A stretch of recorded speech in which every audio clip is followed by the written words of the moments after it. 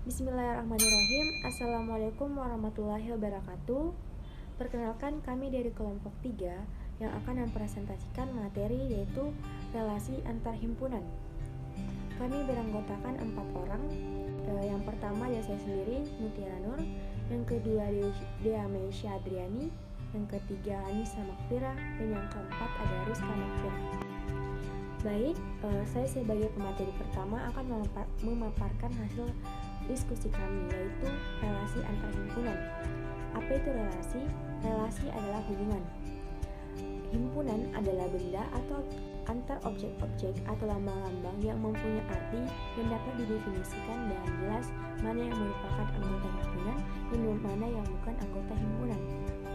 Jadi, relasi antar himpunan adalah hubungan antar dua himpunan atau lebih. Adapun contoh relasi antar himpunan seperti yang kita lihat pada dua himpunan di atas, ternyata ada yang mempunyai anggota yang sama, ada anggota himpunan yang berada dalam himpunan yang lain. Hal ini menunjukkan bahwa antara dua himpunan yang ada hubungan atau relasi. Seperti yang kita lihat pada himpunan A ada Ali, Siti, Amir, dan Rizky.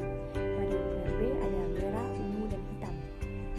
Ali menunjukkan ke merah karena Ali menyukai warna merah. Begitupun dengan Siti menunjukkan ke ungu karena Siti menyukai warna ungu. Amir menunjukkan ke hitam karena Amir suka warna hitam. Dan Rizky menunjukkan ke arah merah karena Rizky menyukai warna merah. Baik, untuk materi selanjutnya akan dilanjutkan oleh rekan saya, Anissa Makfira. Baik, saya akan membacakan materi saya, yaitu himpunan bagian. Himpunan bagian atau subset adalah himpunan yang semua anggotanya terdapat di dalam himpunan lainnya. Himpunan bagian biasanya disimbolkan dengan elemen dari, yang artinya himpunan bagian dari. Sedangkan simbol bukan elemen dari memiliki arti bukan himpunan bagian dari. Contoh himpunan bagian. Misalkan, terdapat sebuah himpunan A yang terdiri dari 3 buah anggota, yaitu A, B, dan C. A sama dengan kurung kerawal A, B, dan C. Maka, banyaknya kemungkinan himpunan bagian yang dapat terbentuk dari himpunan A adalah 23 sama dengan 8 buah. Kemungkinan himpunan bagian tersebut terdiri dari kurung kerawal kosong, kurung kerawal A, kurung kerawal B, kurung kerawal C, kurung kerawal ABC, kurung kerawal AC, kurung kerawal BC, dan kurung kerawal AB dan C. Baik, sekian materi dari saya serahkan kepada rekan saya. Yang pertama, himpunan sama disebut sama jika himpunan A dan B keduanya memiliki anggota yang sama tanpa melihat urutannya. Berarti himpunan A dan B dikatakan sama jika anggota A termasuk anggota B, dan demikian juga sebaliknya. Kesamaan himpunan A dengan himpunan B bisa dituliskan dengan lambang A sama dengan B. Contoh himpunan sama. Di sini kita bisa melihat ada 3 contoh himpunan sama. Yang pertama yaitu contoh pertama yaitu A sama dengan 1,2,3 dan B 3,2,1. Maka A dan B dikarenakan tiap anggota himpunan A juga ada dalam anggota himpunan B. Juga sebaliknya, anggota himpunan B merupakan anggota himpunan A.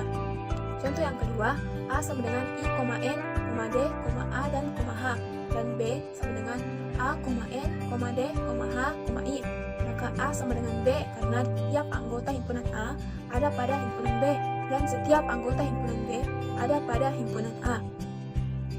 Contoh yang ketiga, E sama dengan gajah, badak, jerapah, singa, dan F sama dengan singa, jerapah, badak, gajah. Di sini kita bisa melihat contoh yang ketiga ini sama dengan contoh yang pertama dan contoh yang kedua, yang tiap anggota himpunannya sama, begitupun sebaliknya. Kita lanjut di himpunan berpotongan. Himpunan yang berpotongan adalah jika ada anggota himpunan A dan B yang sama. Jadi, anggota yang masuk ke dalam himpunan A juga termasuk ke himpunan B. Himpunan A berpotongan dengan himpunan B dapat ditulis NB. Contoh himpunan berpotongan. Kita bisa melihat bagian A dan bagian B sebagai contoh. A sama dengan 1,2,3,4,5,6 dan B 2,4,6,8,10. Maka hubungan A dan B adalah A, B. Dengan diagram Venn, jelas definisi di atas dipenuhi. Ada anggota A saja, yaitu kita bisa lihat contohnya di contoh himpunan bagian A, dan yang kedua ada anggota B saja yaitu 8 dan 10. Kita bisa melihat di contoh himpunan B ada 8 dan ada 10. Dan yang ketiga ada anggota sekutu A dan B yaitu 2,4,6. Di sini yang ketiga ini kita bisa lihat dari contoh himpunan A. Selanjutnya, saya Demi Syadriani akan menjelaskan tentang himpunan saling lepas dan himpunan ekivalen.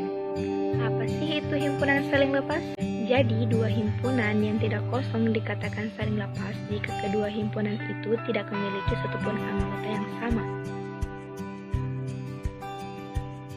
Contoh, L dalam kurung kurawal 1, 3, 5, 7, 9, 11, 13, 16.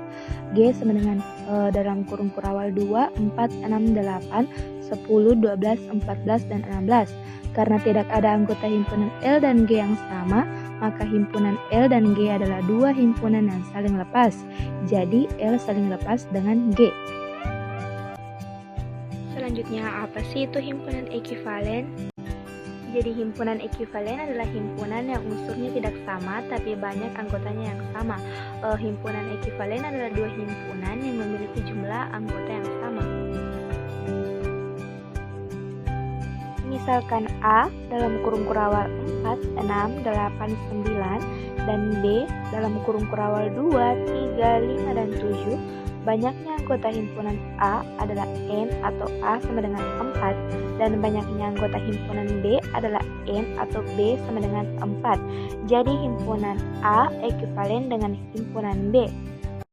Baik, itulah tadi hasil presentasi dari kelompok kami. Saya ucapkan banyak terima kasih. Semoga bermanfaat bagi kita semua. Sekian dari kami. Wassalamualaikum.